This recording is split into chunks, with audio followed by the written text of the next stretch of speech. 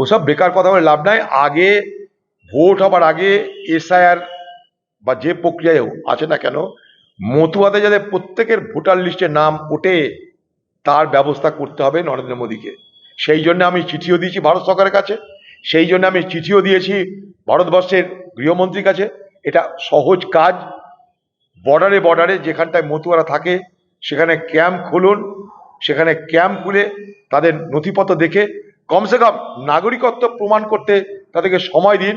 কিন্তু নাগরিকত্ব প্রমাণের জন্য তারা যেন ভোটার লিস্ট থেকে তাদের নাম বাজায় তার গ্যারেন্টি এবং তার ব্যবস্থা করে ভোটার লিস্টের নাম তুলে নিন। একটা লোককে ভোটার লিস্টের নাম তুলে নেওয়ার পর তার নাগরিকত্ব প্রমাণের জন্য তাকে রেখে দিন, পেন্ডিং করুন, ওটা কোনো অসুবিধা নেই তাতে। তার জন্য পার্লামেন্টে আইন আনতে পারতো। পার্লামেন্টে আইন না আনতে পারলেও যখন পার্লামেন্ট থাকে না তখন অর্ডিন্যান্স জারি করা যায়।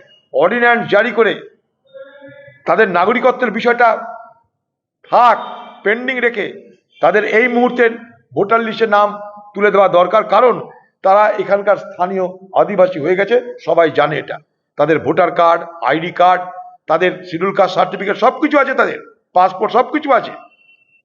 অতএব এখানকার মতুয়াদের কোনো কারণেই ভোটার লিস্ট থেকে নাম বাদ পড়বার কোনো অবকাশ থাকা উচিত নয় বলে আমি মনে করি। তাই তাদের জন্য লড়াই করি, আজও করছি, আগামী দিনেও করব। মতুয়াদের প্রত্যেকের ভোটার লিস্টে নাম অন্তর্ভুক্ত করতে হবে। ওসব এক্সপোস্টে কি বলছেন দেখার দরকার নাই।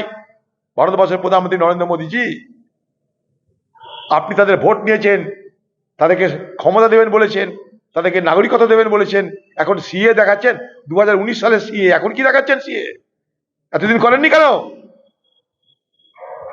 একদিকে তৃণমূল, আরেকদিকে বিজেপি মতুয়াদের খেলাচ্ছে। মতুয়াদের খেলাচ্ছে দুটো দল। সেখানে আমি গেছিলাম, মমতা বালা ঠাকুর বলেছিল, আমি গেছিলাম, অনশন করেছে তারা, আমি দেখেছিলাম। তাদের জন্য দিল্লিতে ধর্নার জন্য আমি চেষ্টা করেছিলাম। তৃণমূলের নেতারা ধমকিয়ে তাদেরকে যে ধর্নাতে যেতে দেয়নি, তাও জেনে রাখুন। মন্দির মসজিদের রাজনীতি তো সারা মুর্শিদাবাদে নয়, সারা দেশে তো তাই হচ্ছে। একদিন বাবরি মসজিদ, রাম জন্মভূমি নিয়ে ভোট হলো, বাংলায় চলে এলো জগন্নাথ মন্দির, চলে আসছে মহাকাল, চলে আসছে দুর্গাঙ্গন। সেখানে একটা মসজিদ হলে আর আপত্তির কি আছে? সবই কি মন্দিরই হবে? সেখানে মসজিদও হবে। মন্দির যদি সরকারি টাকায় হয় আর মসজিদ যদি ধর্মপ্রাণ মুসলমান সমাজের সেবায় হয়, দানে হয়, ক্ষতি কোথায়?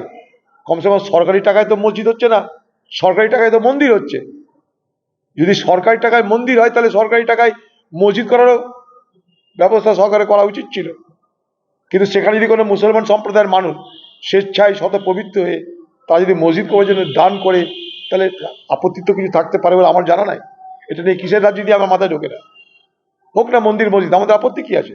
তার সঙ্গে সঙ্গে আরো কাজও হোক, মন্দিরে হোক, মসজিদে হোক, পাশাপাশি সাম্প্রদায়িক সম্প্রীতি বজায় থাকুক, রুটি রুজি, স্বাস্থ্য, শিক্ষা সব হোক, আমরা চাই।